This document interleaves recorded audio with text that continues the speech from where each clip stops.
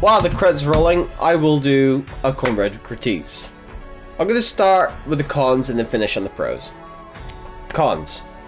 The one that I mentioned is that, which we discovered today, you can't go back. There's a point of no return. So do make sure before you fight Toshiro, the final boss there, which leads on to the final boss, don't fight him if you're playing at the hardest difficulty. You know, which I did. I had to bring the difficulty down because it was getting stupid that I didn't, you know, I was, the first time coming back from it and being able to get to the end, which I did, was great.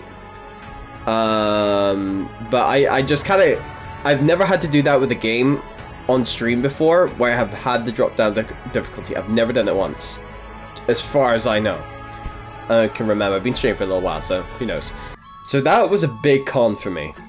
Smaller con, there was the stuff with like camera and combat and stuff, but you can go into options, you can fix and stuff, but it was just really weird, and sometimes the combat was kind of janky. But pros wise, the world is beautiful. I was frustrated with that boss at the end there and dropping the difficulty, but it's a cool boss. A lot of the bosses and the units in this game were pretty freaking cool, and it had their own style. The world had its own style. Again, I would say this game is kind of Dead Souls. It can also be super friendly if you want to do it. Dead Souls things like having these kind of mini bosses throughout the whole game, like you would like a Dead Souls game. There was not necessarily campfires, but you know, you could upgrade. There was little things you could warp to and from. That's not really the Souls element. I think it's just the boss style and the structure of how you had all these mini bosses and stuff. It felt very Dead Souls. Having played a lot of Nioh, Dead Souls games.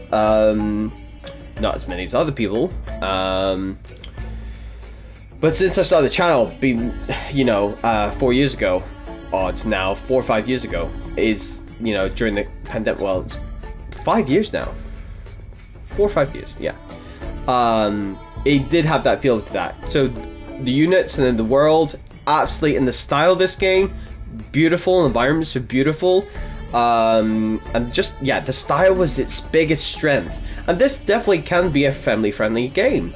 There's no blood or anything. It's just like a combat thing. You could definitely, if you want to get, you know, a younger family member into gaming and Dead Souls, even though a lot of Dead Souls are quite violent, like even Nioh, it's swords and there's blood involved, there can be, and all these sort of things.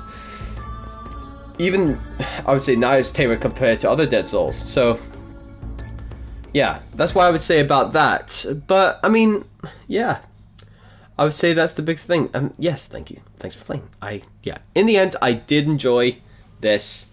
It's just a shame how the kind of end did that for me.